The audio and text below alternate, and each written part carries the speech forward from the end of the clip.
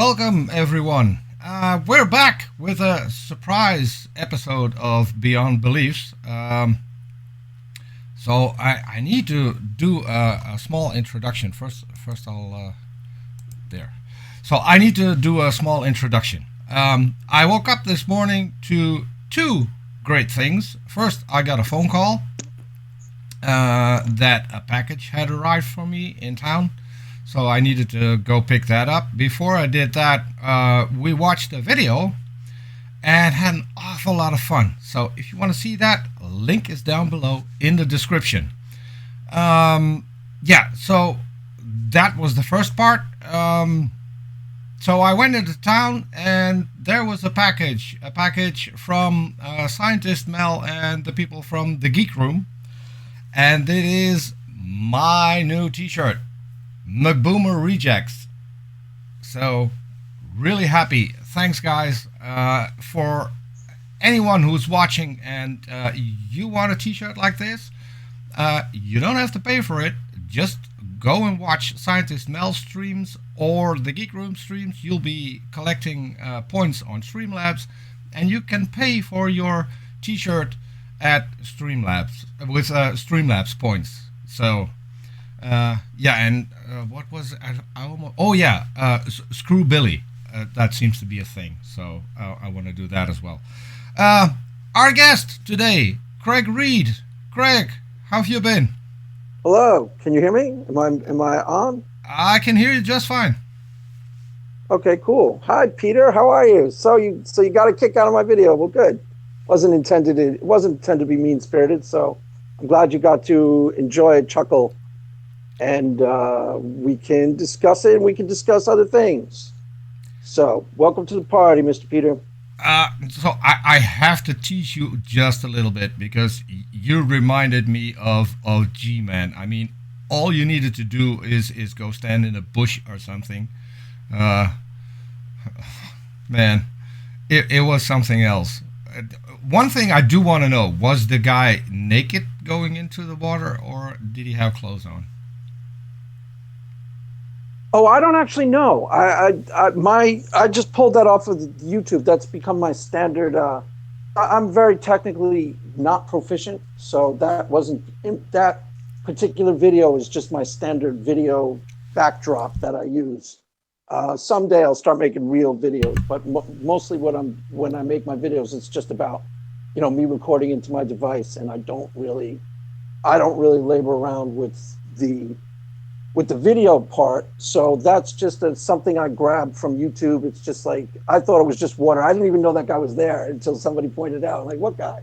And I have no idea if he's naked. I don't think he is, but your guess is as good as mine. Oh, well, he's not G-Man. I actually don't, I don't really know that much about G-Man. I just know a little. He was in a debate with Shannon. You are lucky. You are a lucky man. I would keep it just like that. I would, yeah. Okay. So he's addictive, but yeah. Well, no.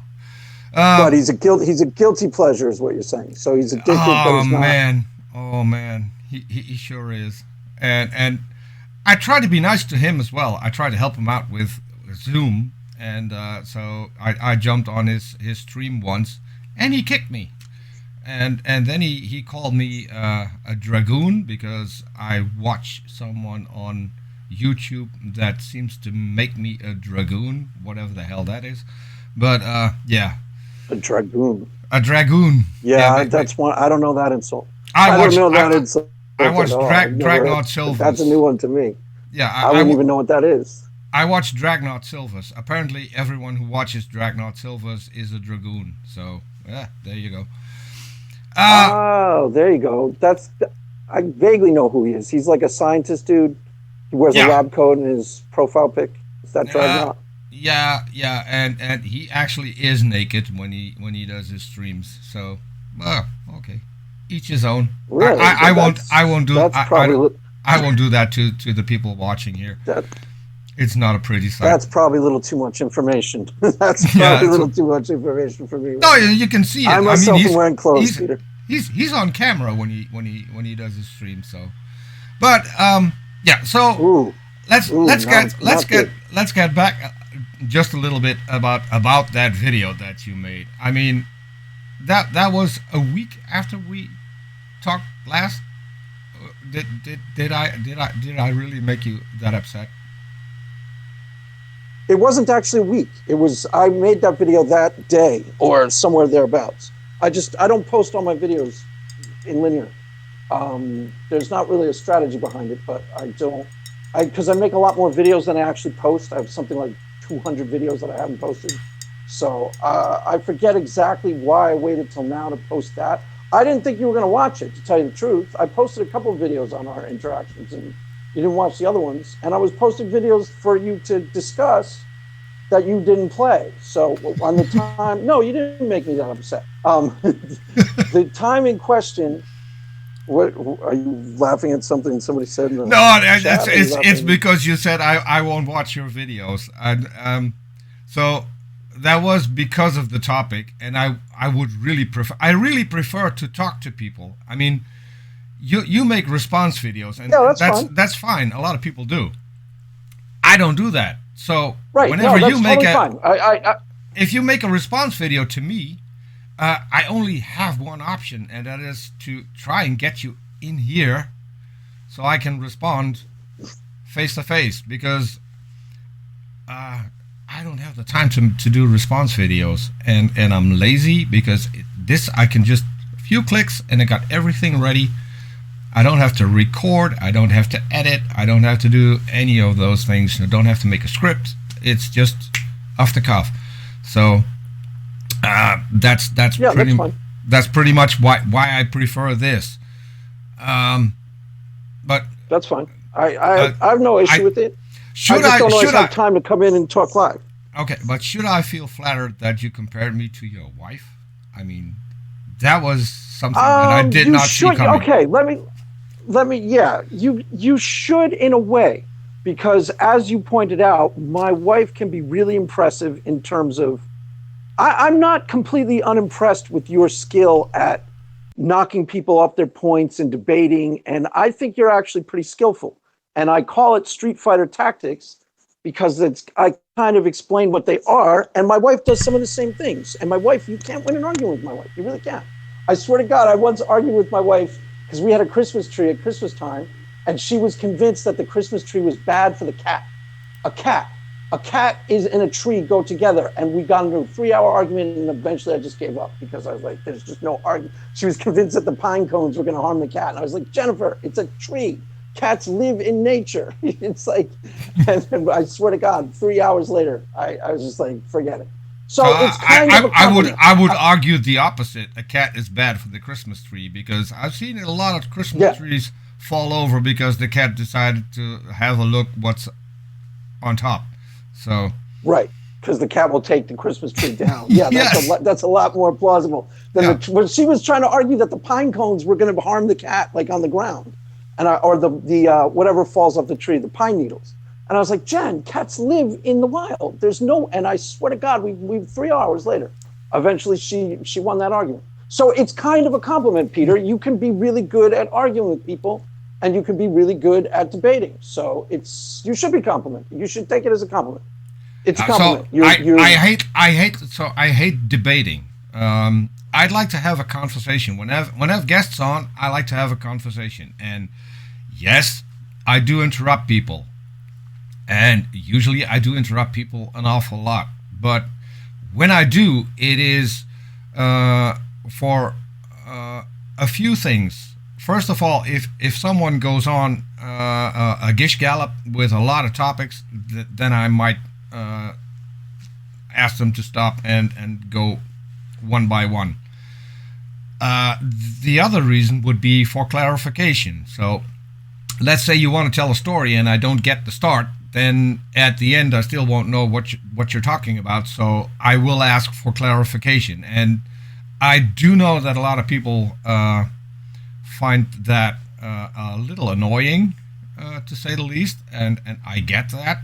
But if you only have an hour and a half, you need to use your time as best as possible, and that's what I'm trying to do. And I also think that when it comes to you and me, we both get really animated when it comes to our position. And Yeah, I would agree with that. see, that makes for fiery talks. But that is also why I like having you on. And you just won't come on. You just won't. Well, I came on. When was the last time I came on? Last year, and then I'm here now. That's a lot. I mean, I have a lot of stuff that I do during the day, so it's not Hey, that easy for me to get an hour I, and a half of I do a time. lot of stuff too, but I'm going to tease you because you said you were going to get in touch with me or Robert or both of us when you wanted to come back, and you never got back in touch. So I'm Yeah, going to well, tease you with that. That's yeah, you need to work on that just a little bit. I mean, otherwise we're cool, but if someone says to me, I'll hit you up in a couple of weeks and we're gonna have a talk, then I really expect them to hit me up to have a talk because I forget stuff. I'm just yeah. calling it All like right. it is. So, but let's get to the meat. Your video. So what didn't I get that you wanted to explain? And I really think it's better if you explain it to me face to face. Okay. So I talk about this a lot in my videos. That's why I was trying to get you to play some of them. Now, when the thing in question, okay, I get that you're an atheist, which means you do not believe that anything is animating my particular spiritual experiences. I understand that. So how I calibrate my videos is keep that in mind when I'm making my videos. So I try to stick to just the knowable facts about the spiritual experience. So if you break down the spiritual experiences that I have, just to the facts, not to the interpretation of the facts, but just the facts. I disappear into my prayer closet, okay? I have a powerful, subjective, internal experience. It's 100% real to me. I cannot stress this enough. These experiences are real to me. And I, honest to God, believe they are being inspired by the Holy Spirit. Now, the claim I made to you, I would never have said it the same way, but the claim is very similar to what I say in my videos. I'm pretty certain. Now, this isn't up to me, but I'm pretty certain that I can teach people how to have similar experiences to me. And then again, you can have experiences like these and not believe it's God. For example, my sister was in church with me at the church that I go to. I forget exactly when, but she had a powerful experience at that church to the point where she actually started crying. You know, she was in the worship in the beginning of church and she started crying. She's not a Christian right now. I'm not even sure if she's a believer right now. So how she interprets that experience, I don't really know. All I'm telling you is that if you want to give the experience a fair hearing, you have to experience it directly and then decide for yourself. Okay, you know, I experienced what Craig said. I don't believe that's God, and that's fine. Then you don't believe.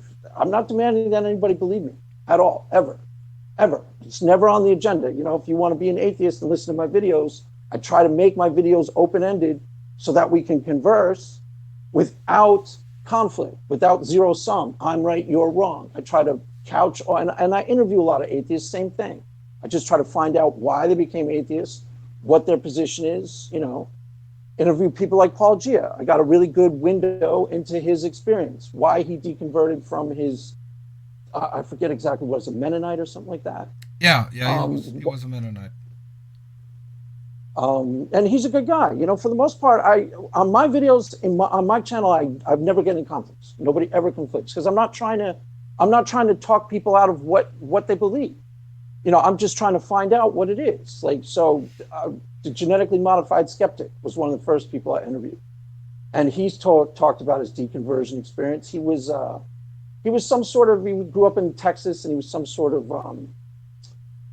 kind of, I think, a Southern Baptist, and he was really committed to Christianity. And then somewhere along the way, you know, the deconversion process that I get from people, I kind of understand. I can totally understand why someone could go from fundamentalist to not wanting to participate in that type of spiritual experience or that type of church experience. I get that.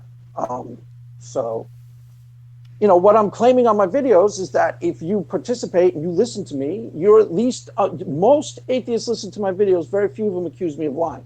Actually, nobody has. So they understand that I'm telling them the truth. And I understand that you don't necessarily believe that the Holy Spirit is animating the experience. And that's really the only part that's up for debate is, you know, you would think it's all internal brain process, internal brain chemistry, which we both admit that's at least happening at a church experience. And then the question only becomes what's actually animating the experience. And, you know, okay, that's where I start from.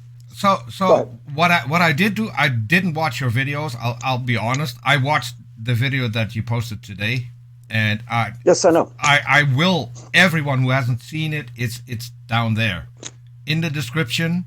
And by the way, I seem to be planning my shows at times where Jen with one N can't watch, and she's made some terrific commercials for our show.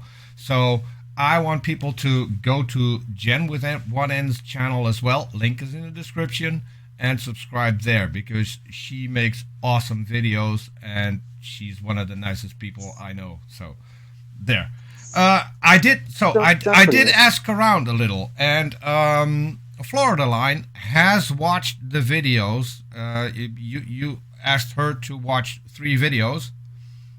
Okay. And she told me I watched the videos, and I'm reading this from my DM, and she says what you're pretty much saying is that it is a feeling of the Holy Spirit, and that you say it is scientifically proven, and you give examples like attending a concert, feeling awe at nature, etc. And she says, and he's right.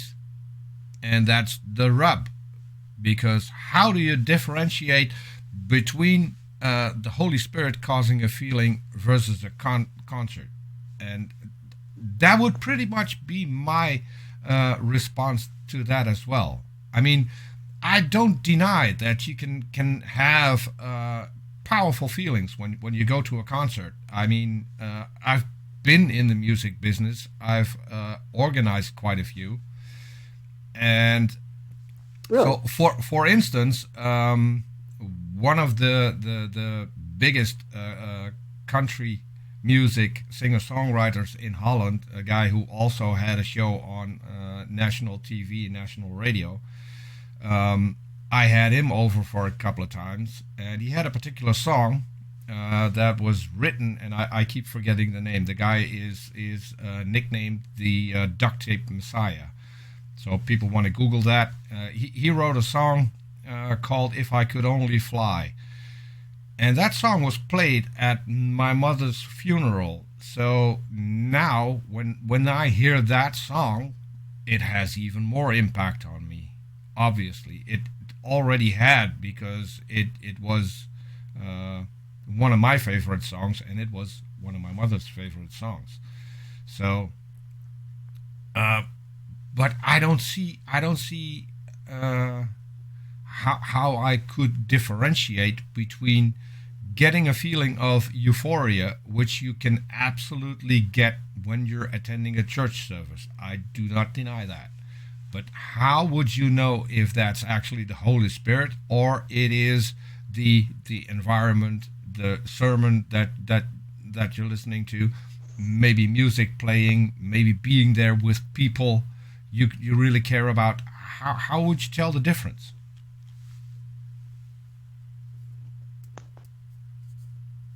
Okay. Should I go? Yeah. Should I respond? Yeah. I mean, there's Sure. Okay. So there's a lot you said. First of all, we both agree music can produce that type of, they call it a numinous experience. Outside of church services, people have reported spiritual experiences that are just not related to a specific religious tradition. Now, those experiences tend to fall diagnostically along the same lines, and people report from different walks of life the same general kind of thing. Even Renee talks about when he was in Africa, he had this experience, and he basically agreed with me too, that if you don't have a dog in the fight, okay, I had an experience prior to me becoming a Christian that I talk about in some of my videos, where I went, one of the times I was at, what's it called? The English Church, Westminster Abbey. And I had this, what you call like, it's not necessarily a religious experience, but it's the beginning stages of one, where you feel this like awe at life, awe at the mystery of life, and this like, music is very, very, very key at generating that experience in yourself. So generally when you go to a Christian church, first thing to do is start worship music. Now it's impossible to listen to music without participating. So it's impossible to know a song without having some sort of ritualized participation with the music. And the music starts to get inside you and starts to physiologically, your brain chemistry responds to partially the music and partially the emotions of the situation. And I agree with everything you said. The only thing that I'm offering different is that all of these things are facts. That it's a lot easier that we both agree on these facts. I'm not saying that I'm not insisting that you decide that it's the Holy Spirit. But what I'm telling you is if you were to try to decide, there are ways that you can, like you even said, some churches are good at this, making you more inclined to, if Renee had the experience that I call spiritual and he now calls as an atheist, I'm not even sure how he calls it. It's possible that he thought that was God then when he was 8, 9 years old. Most people do. If you don't have a dog in the fight, you go, wow, I really think that might have been God. My sister had an experience like that prior to her becoming a Christian. Now, you can secularize that experience. You could say that's definitely not God. But you can also lean towards that may be God and then try to turn up the subjectivity of the experience itself. There's a way that you can make it more vivid, more intense, more real to you. And then from that, then you'd be making a real decision. In other words, you're having a much more powerful version of that you've done some amount of legwork into, some amount of subjective, trying to make it more a God experience. Like, have you tried praying outside of before you were an atheist or anything? Did you ever try praying? Did you ever try any spiritual stuff at all? So I grew up an atheist. I was never religious. There was a time in my life where I tried it, and so nothing happened. No special feeling or whatever. And see, this is the point where that I really wanted to discuss with you. Okay. Because you're 100% honest with what you just said. I really think that is exactly what you think and how you go about things. But don't you think it's a little dishonest that you open yourself a little bit more and you just attribute it to the Holy Spirit without any means of checking if that is actually the truth? Isn't that cheating? Isn't that trying to fool yourself because you want to believe this? I mean, it would be for me. I'm going to be honest with you. It would be for me. Well, okay, I get what you're saying, and there's a whole conversation that can be had in there. But what I'm talking about, I guess if you want to see it as cheating, but you're seeing it as cheating because you're coming at it from a position. A dog in the fight, God isn't real. No. When Renee had definitely not. It's not a dog in the fight. It is me wanting to know what is true, what is real. And if it turns out that your God is real, I want to know. But I want to have a good method to establish whether or not that is the case. It is a lot of people have the misconception that atheists, and especially atheists who are online, who are vocal, people like me who run a show talking to theists of all different stripes, that we're here to try and take your belief away from you. That is not the case. That is absolutely not the case. Okay. I will never go on air with you with the intent of converting you to atheism, because I can't do that. If that ever happens, it is because it is you who want to know the truth. And there's nothing I could do apart from maybe having a discussion with you and trying to make you rethink your position. When I'm talking to you, and we go off air, I always think about what we talked about, what arguments have been brought to me. I really do. Because if someone by any chance holds the truth and I'm not aware of it, I want to know that. Now, right, I totally understand would that make me a Christian? I don't think What? so, because of the Bible. I've read the Bible. So, do you see where I'm coming from? It's not a fight, and it's not that I'm trying to convince you that I'm right and you're wrong, because that's something that you really need to figure out for yourself. Right, I totally understand that. But that's exactly why I said, in order for us to converse, you got to listen to my videos. I totally get that everything you said makes complete sense to me. And I've listened to people in the atheist community, and I get it. There needs to be a definitive type of methodology that you could actually go to dispassionately to find out for real if this is God. And that's exactly what I'm trying to do with my videos. These are just my first attempts. See, I get your objections to the Bible. I mean, there's things in the Bible that people find challenging, to say the least, or they struggle over.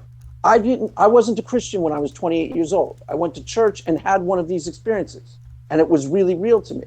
Now, a lot of the stuff, what I'm finding with you just in this conversation, is we agree about 70 to 80% about these experiences. When I say I disappear into my prayer closet, I have a powerful, subjective, internal experience, 100% real to me. You believe all that.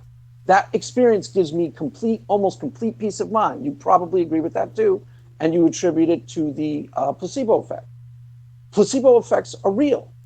There is some place, and there is some methodology wherein the subjective and the objective meet in reality. So yes, I am helping to ritualize a religious experience so that I experience it more vividly. In a sense, that's cheating, but it's also, in a sense, being available to it, being open to the experience, participating.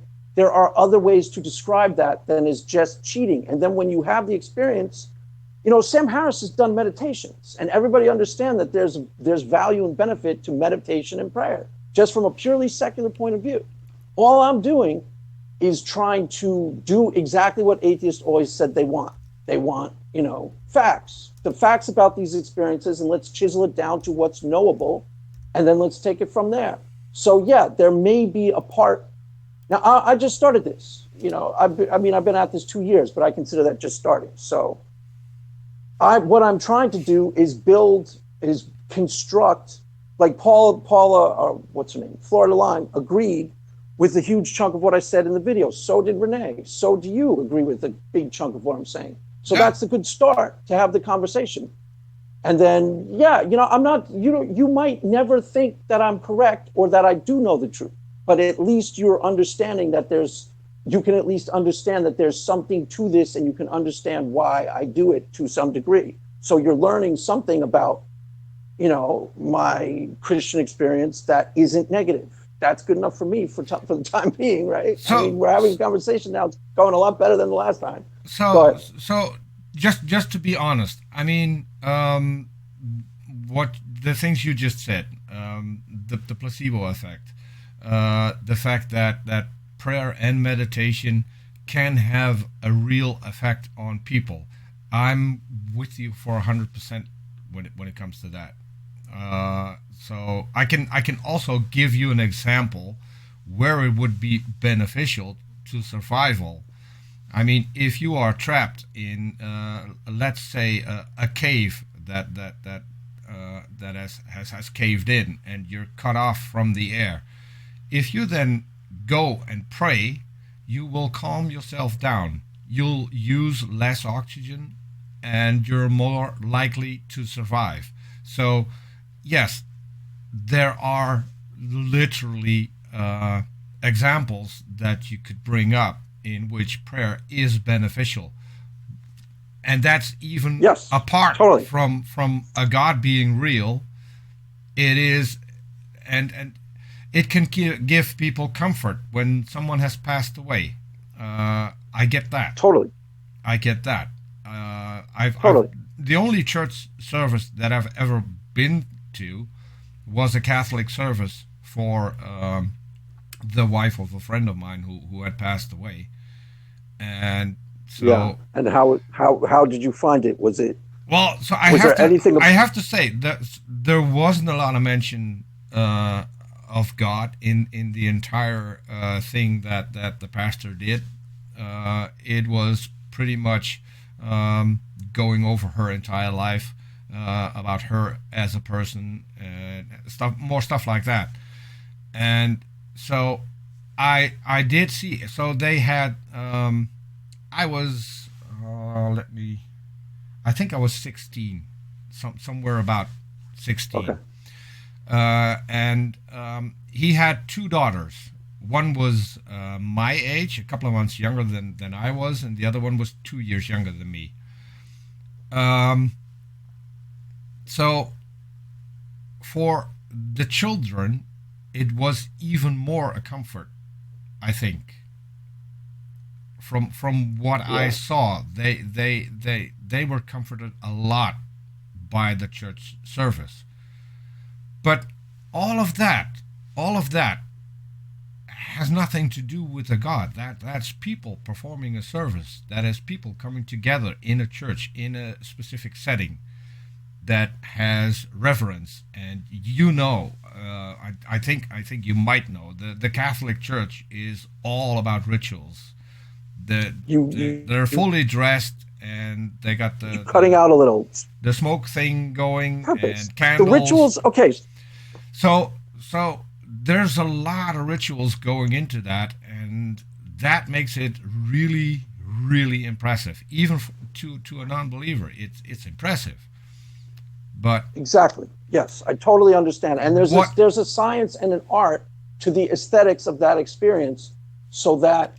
I mean, as an atheist, okay, I don't know this for a fact, but I'm assuming that there's at least some part of you that considers life sacred or really important or profound or correct?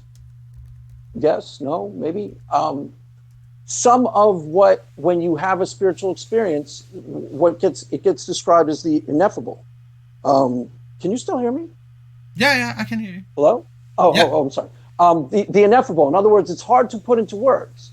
And the ritualized connection to the ineffable, that's really what religion is. And it's trying to embody and ritualize people's sense of the sacredness of life. Now, a lot of times people don't do this correctly, but I was totally struck by when I was in Italy, the Catholic, I went to some place in San Gimignano, really awesome town outside of Florence. And like the frescoes on the walls and just the whole environment was like really, really powerfully, just the aesthetics of it, so that's a big part of it. That's definitely a big part of it. And I would never take that out of the equation. And I don't think it's necessarily helpful to people to insist, like there's an atheist that floats around, Jeff Williams. And if you read his blogs don't strike me as all that atheistic. He talks about the holiness of life and compares it to Heidegger or somebody like that, I think. And you can be spiritual and still be and still say but I don't have a need for a personal God or something like that. I can totally understand that to some degree. let me break that down a little. Sure. So what I don't get is the spiritual part. I would call that the emotional part. I mean, when I'm on vacation, I might every once in a while visit an old church or an old castle that has a chapel, and so and I like the architecture. I mean, I've designed churches. There's a church in Germany that is completely decorated in designs that I've made, and my friend has painted those on the walls. So I do get that, but You're cutting out a little. I can't hear you. What did you say? I'm cutting out. So yeah, I got a new microphone, so I don't know if I have the settings completely right. There's a filter in there that will shut off the microphone when I'm quiet. So maybe I should yell. It would make for a colorful show if I start yelling. But yeah, we'll do it the way we used to do when we get in fights with each other. Yeah, see, this is going better though. I like that. See, okay, so but I still would feel that as cheating if I would attribute all of that to a god for which I have no evidence. I mean, and I don't know what spiritual is. Well, you kind of do. The concept, the concept has no meaning. I know what my emotions are. I know what euphoria is. I know what it is to be captured by a certain song, a certain performance. That's all possible, but there's no supernatural part to that, and that is what I don't understand, because when I'm talking to you now, you sound like just an atheist. You got this one attribute that you attach to something, which you don't know is actually real, and that gives you comfort. And I can even see why that would give you comfort. If I recall correctly, you weren't that religious until you met your current wife. Isn't that correct? And you then went to a church service with her and became more religious? She was, yeah, that's more or less correct. She was a Christian when she was younger, and then she was a lapsed Christian when I knew her, and then she started going to church again, and then I went to church that night, and then I became the Christian. But the spiritual things that you're talking about, you do seem to have a sense of life itself as being at least sacred or really important or profound. That's spiritual. I mean, you talk about oceans and seeing like churches, and you're talking about things that are actually spiritual, how I use the term. I'm not sure what you think is different about the term spiritual, that I'm not injecting anything else into that term than having a deep love of life and feeling connected. Literally the term spiritual. I mean, to me, it would be either overwhelming or being in awe of something, but nothing. Well, don't you ever feel connected?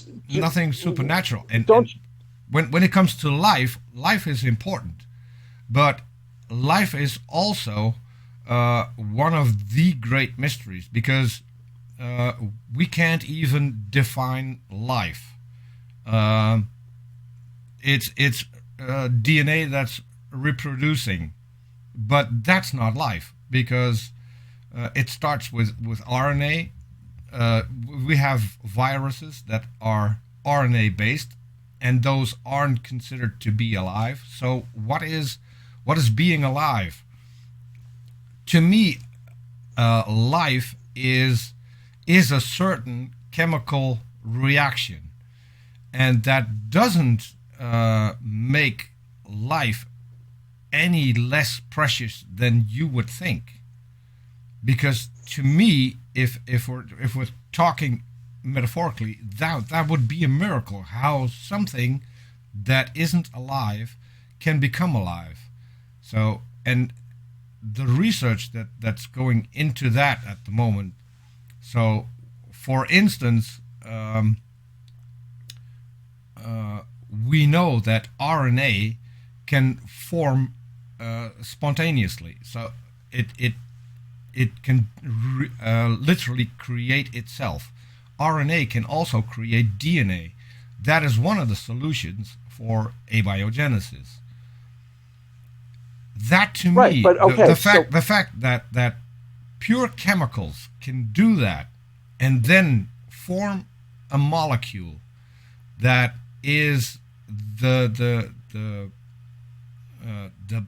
basis of life, that will create an entire organism as complex as we are and other animals, because I don't consider humans to be more complex than let's say a dog or a dolphin or a killer whale. Though those last two are extremely intelligent. If you look at the great apes, some of the apes have entered the Stone Age, where they are making their own tools. Oh, they can make stone tools and things like that. Yeah, That's cool. if you go I think look, they can talk sign language, can't they? Can't they also talk sign language? Didn't I see that on some video somewhere? There's a famous gorilla, Coco, who can talk sign language, and people can communicate with her. When Robin Williams died, Robin Williams had visited Coco. When Robin Williams died, they told the gorilla that Robin Williams had died, and she put into sign language that she was feeling sad that he was no longer around. Oh, wow. So wow. they have emotions. Wow, that's really intelligent too. That means she picks up. Yes. That's really intelligent. Wow. And she Wow. has and Coco has a pet cat that she herself takes care of. Oh, wow. And people say those are That's stupid. like Those are stupid animals, and they learn tricks. No, they don't learn tricks. They have brains. In India, you have, I think it was baboons, who form gangs and rob stores, and they have an entire. They have roles within the gang. So a couple of them will distract the owner. The other ones will create chaos, and another part will steal whatever they need and make sure it gets carried out of the store. That is really complex interaction. And sorry, I choked up a little. This is hard. Yeah, it's intense. It's pretty. In the side chat, Johnny Drive By. I'm sorry, man. I am. What? Okay. We're talking about animals, and Johnny jumped in. Johnny lost his dog yesterday. Oh, it's terrible. Tears me up. We lost it. Okay. Yeah, bad. Let's talk about something else. I'm emotional when it comes to that. But that is how we have learned that things are. So, and that to me is the bigger miracle. And well, it's all total. I mean, you're talking about life in spiritual terms. So you're talking about life as potentially miraculous, which I give you, or the experience of life is so complex and profound and miraculous. And I'm even hearing some gratitude of, the experience of being alive. So when you have a religious person, all they're doing is trying to ritualize the connection to that experience so that they can, try to connect to that in a deeper, more meaningful way. That's really all that's really going on. They're trying to take the sum total of your experience of what life is, and ritualize their connection to it. That's what religion is supposed to be, at least at its best. Now, there are negative forms of it. By the way, if anybody's a Christian listening to this and knows that Hector video, the goat that went with the cats, please post it on the TL, because it'll blow everyone's mind. There's this video with this baby goat that thinks she's a cat, and she starts trying to play with the cats. It's the cutest thing you've ever seen. I swear to God. We actually got a couple of Christians in the side chat, which I think is really cool, because just having atheists there isn't that great. So I see a couple of familiar people. Earlier I saw this one guy. I see Brother John. I see Aaron Benton. I still have to get back to you, Aaron. We need to have you back on the show as well. So yeah, and so as I was saying, I would really like to understand what a God would add to all of this, because I don't see it. And I'm going to bring up something tough, and this is not because I want to annoy you, but I need to get it out. Okay. I think it was last year that you went on the Non Sequitur show with she who shall not be named here, and you had I think you know who I mean. Yeah.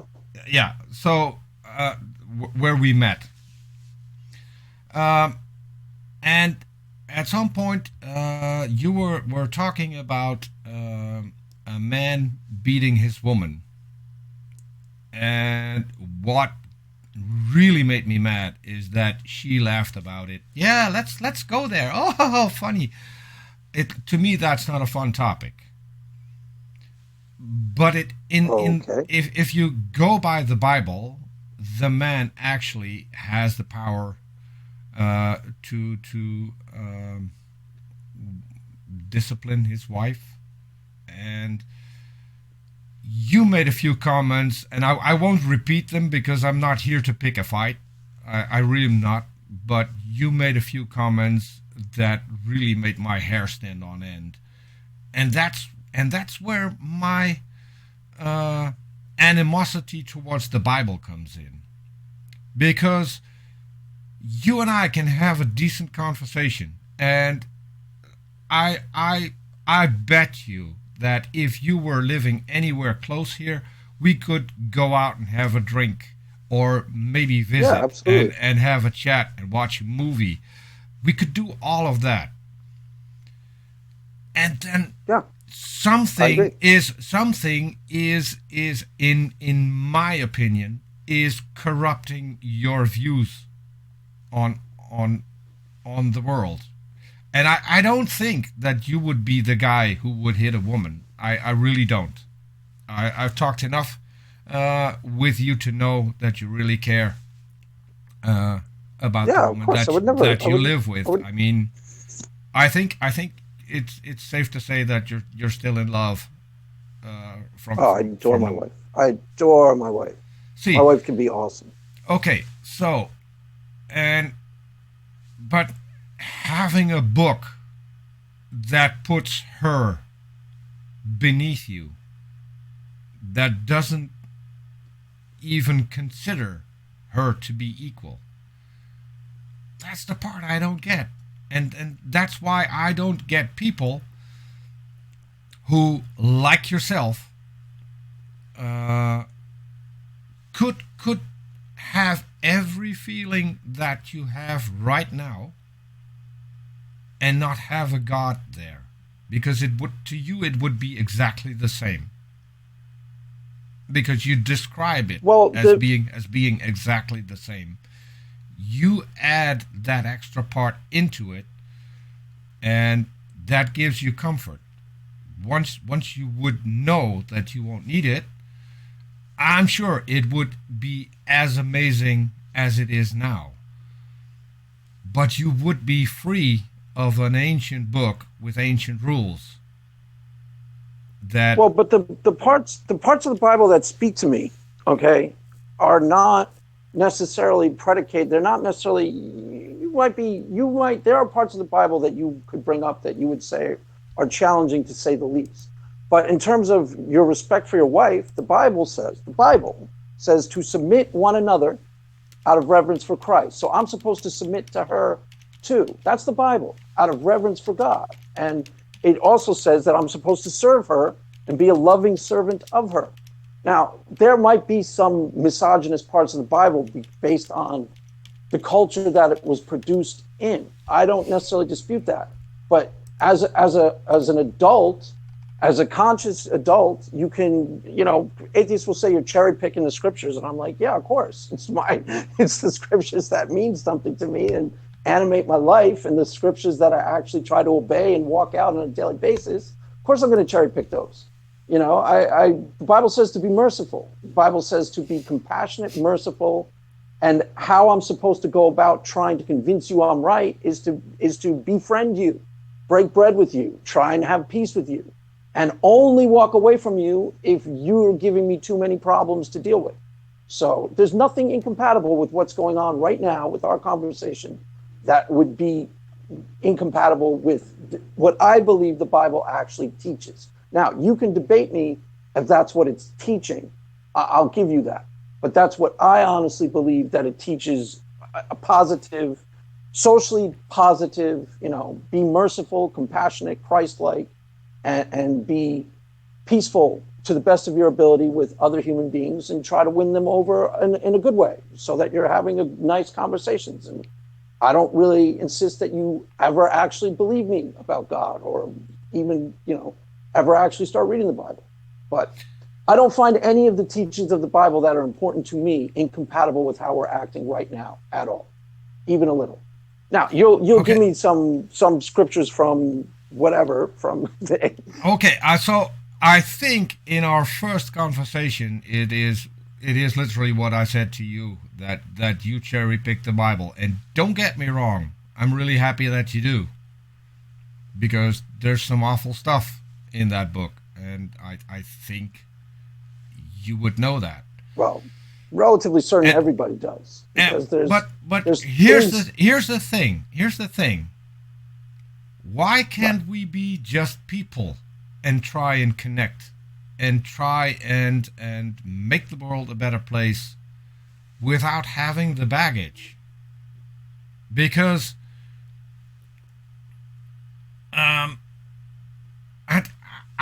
I really would appreciate it even more that if you would come to me, and let's say we would disagree on a certain point, and you would come to me, and it would be because you disagreed, not because of some ancient book that tells you to disagree.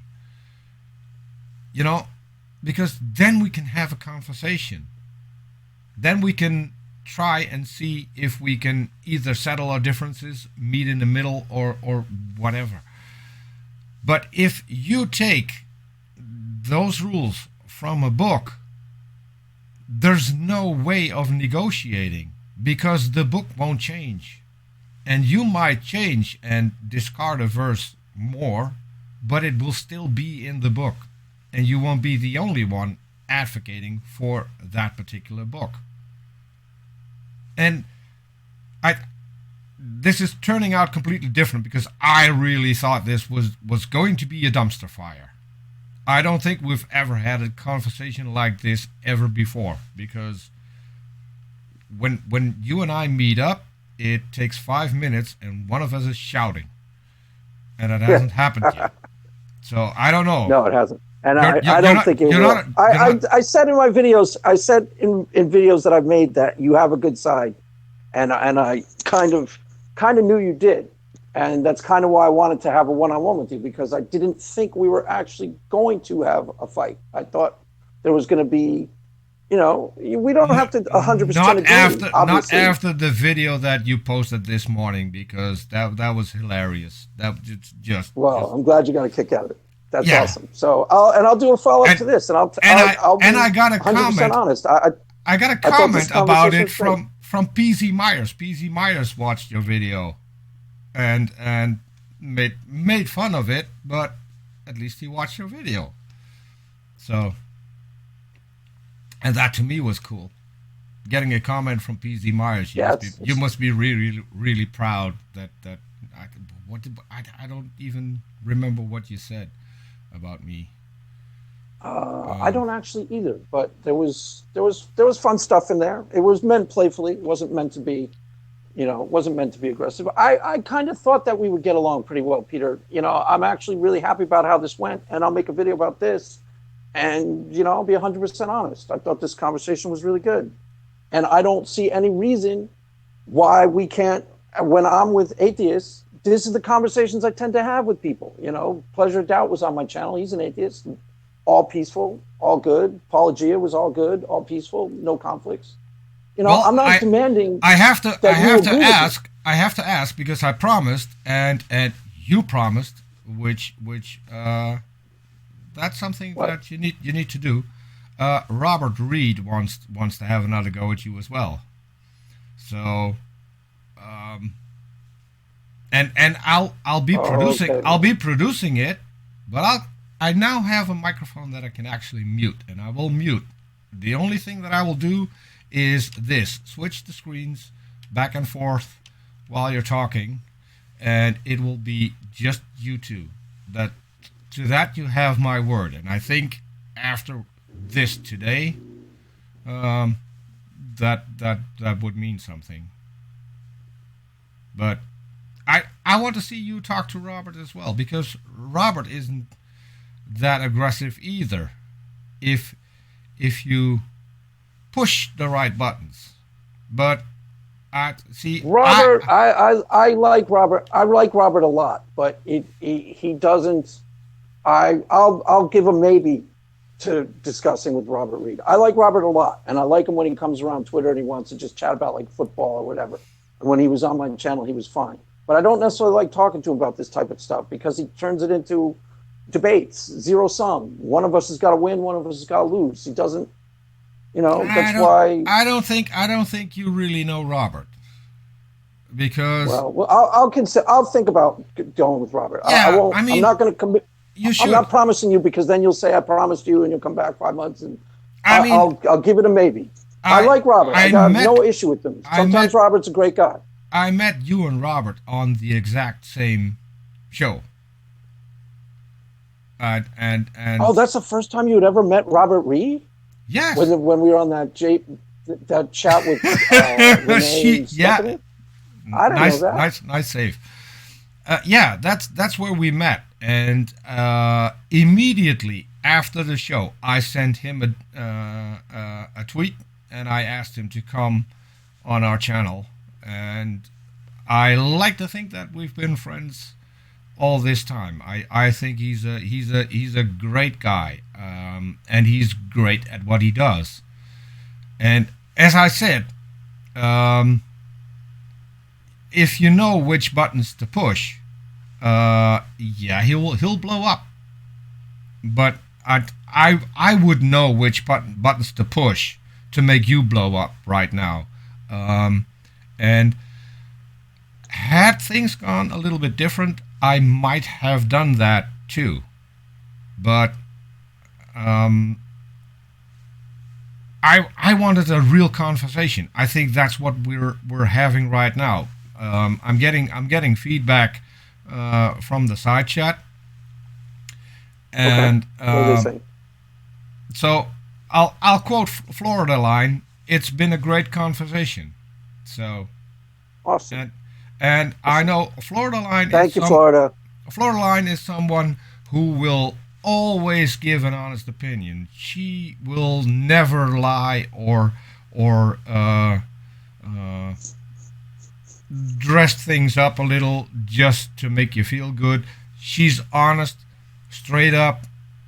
When I screw up, and I do that a lot, she will call me out as well. And those are the people that I really like to think that are my friends, because that's what friends do. Yeah, Florida used to listen to my videos about 2 years ago. I used to post videos directly to her.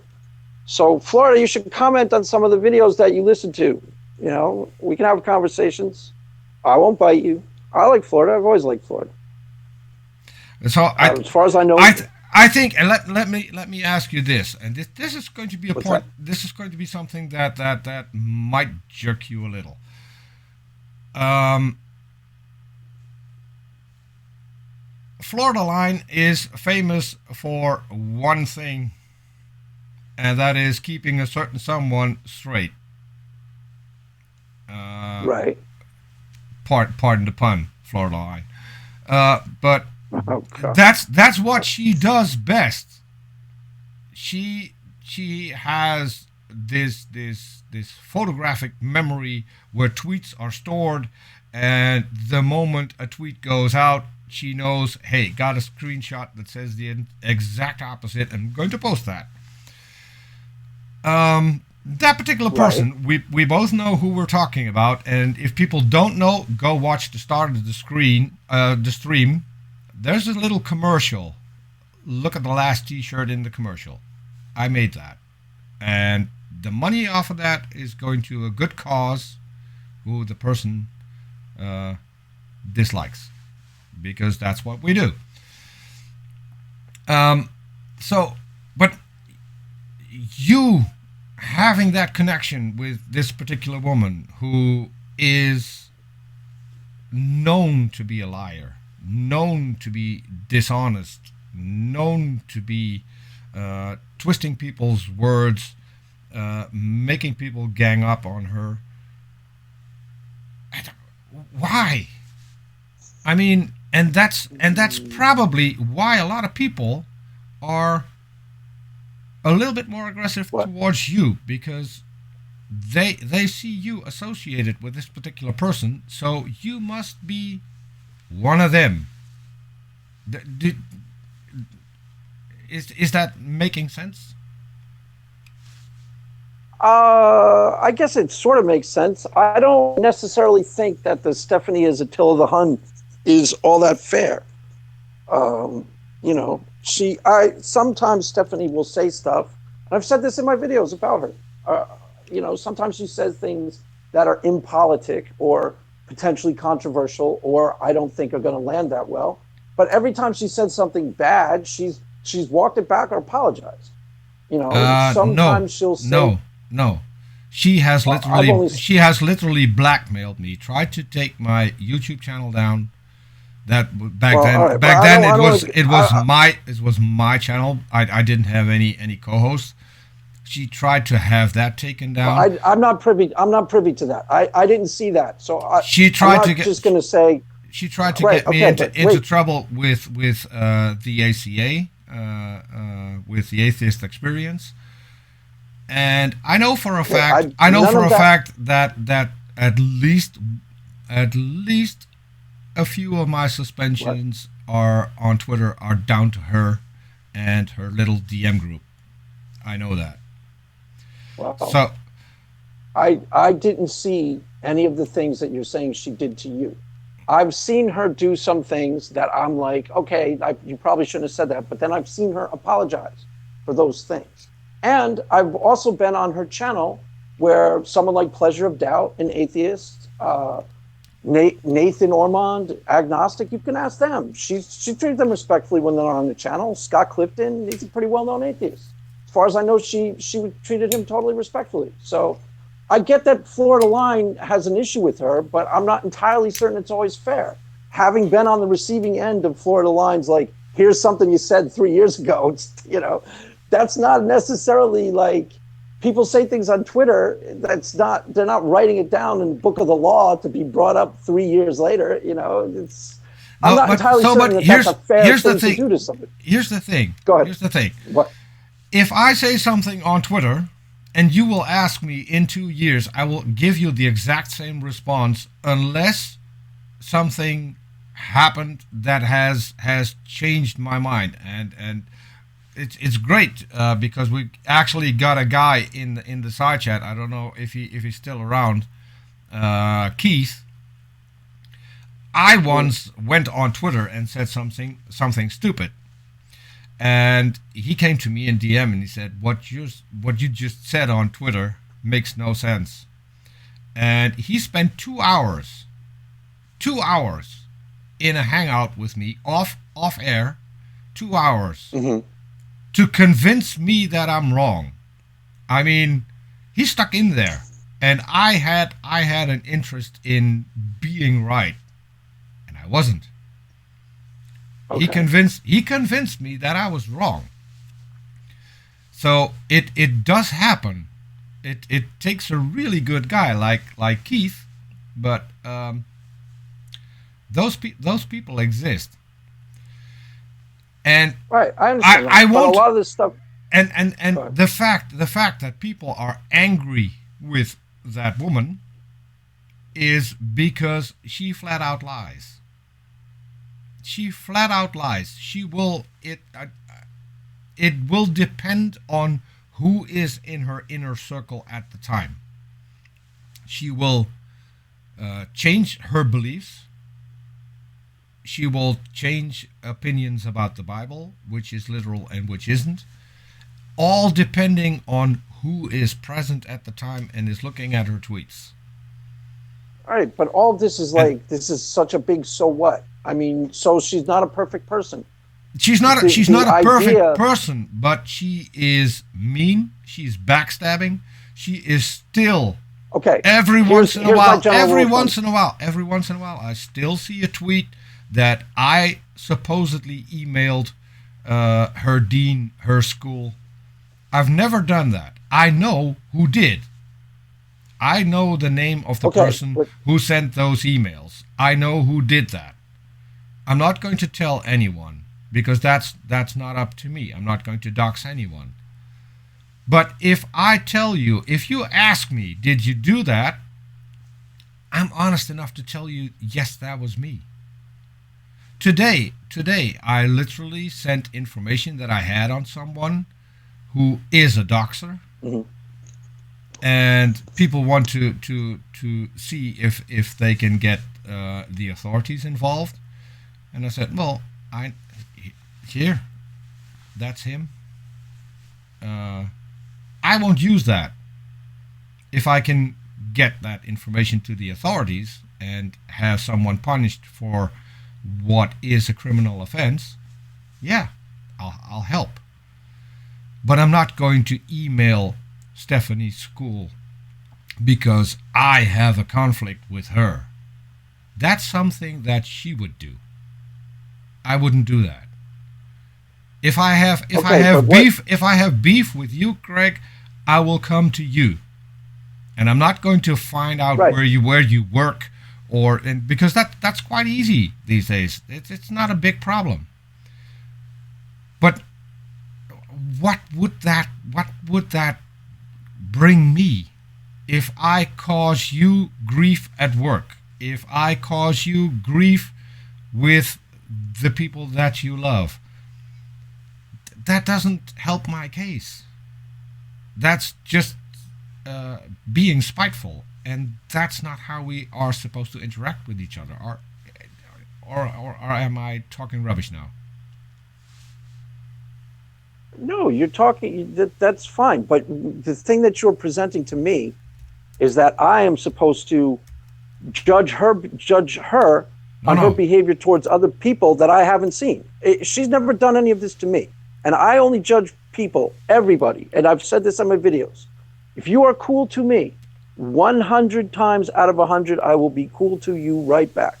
She's never done me any wrong. I promise you, never. I've been on her channel a few times. And she won't. She definitely won't. And you know why? Because you're useful. I don't know if you ever I'm a useful idiot. I can accept that. No. Idiot, Peter. No. I get that. I don't know if you ever figured it out, but when she started her channel and got people on that channel like me and Robert, she needed you to keep order, because you were the loudmouth. You would get your voice heard and bring people back into line. that's what your job was at the very start of that channel. That's also why a lot of people might dislike you, because that was you. As far as I know, nobody actively dislikes me. Maybe a couple of people But Well, so I know there are a couple of people who do.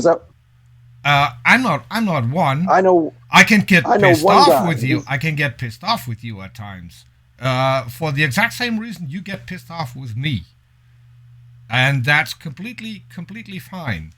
If after that we can have a talk and still say, hey, maybe we're not the best of friends, but at least we can talk and we don't need to bash each other's head in. And I agree.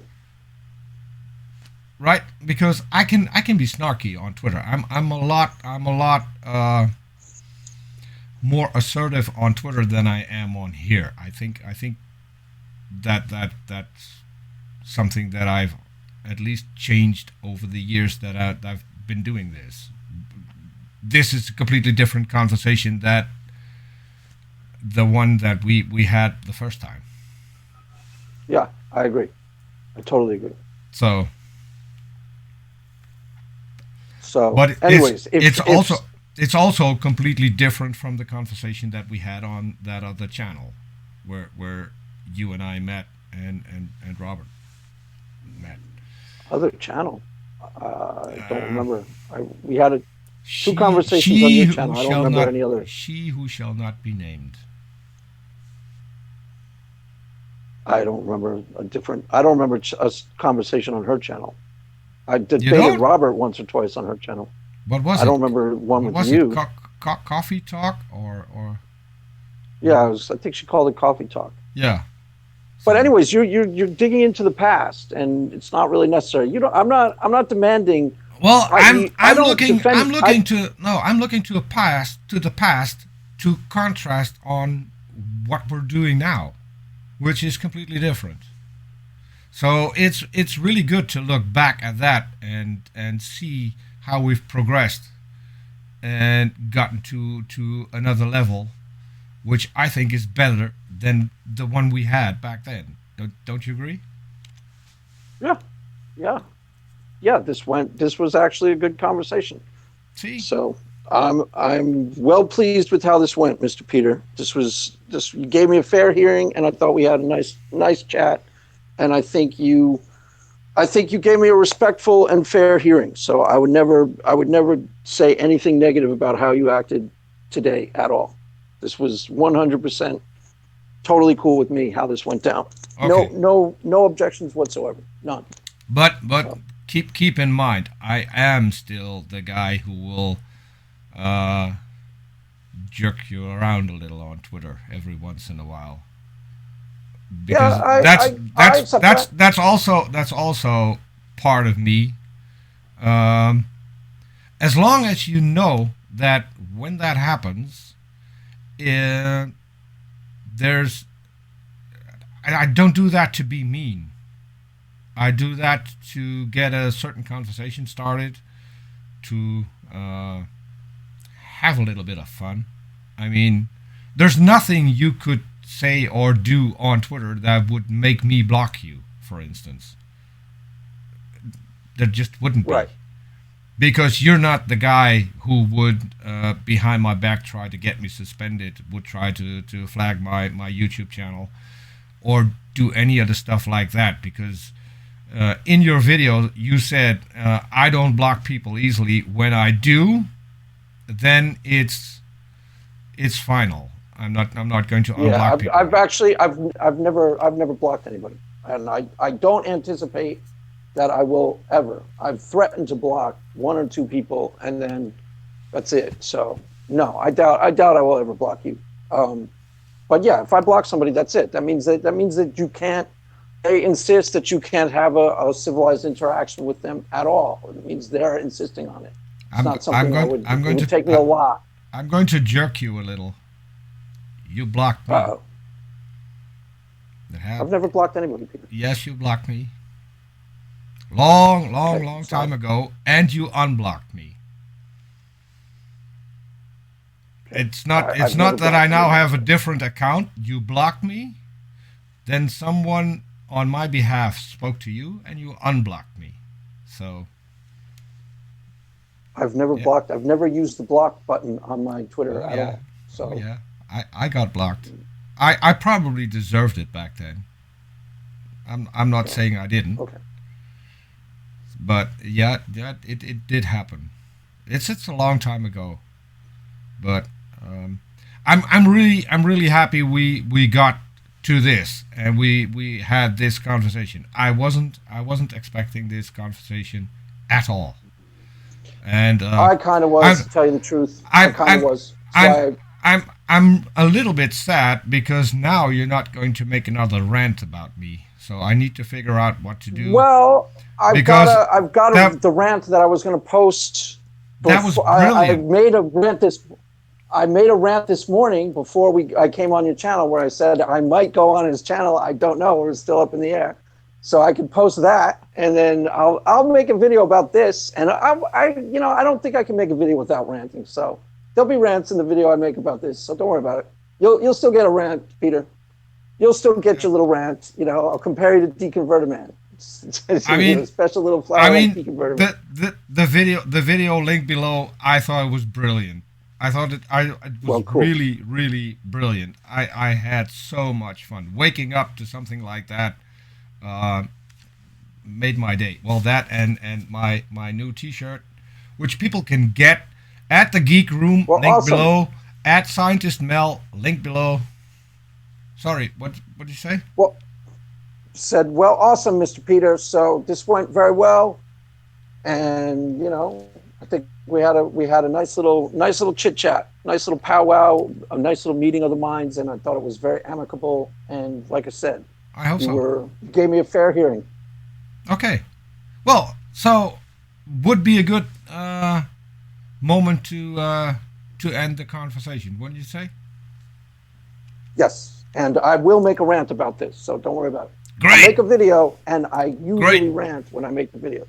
So Okay. you'll have another This rant that you time, can this look forward time, I actually want you to send me that in a tweet, and I will retweet it, and I will watch it, and to. Okay, cool. I'll watch a few more videos as they come along. Yeah, most of the stuff that I talked about on this channel, I talk about in my videos. It's just very similar stuff. So, about a third of them are on the topics that we covered here. So, there you go, Okay. Mr. Peter.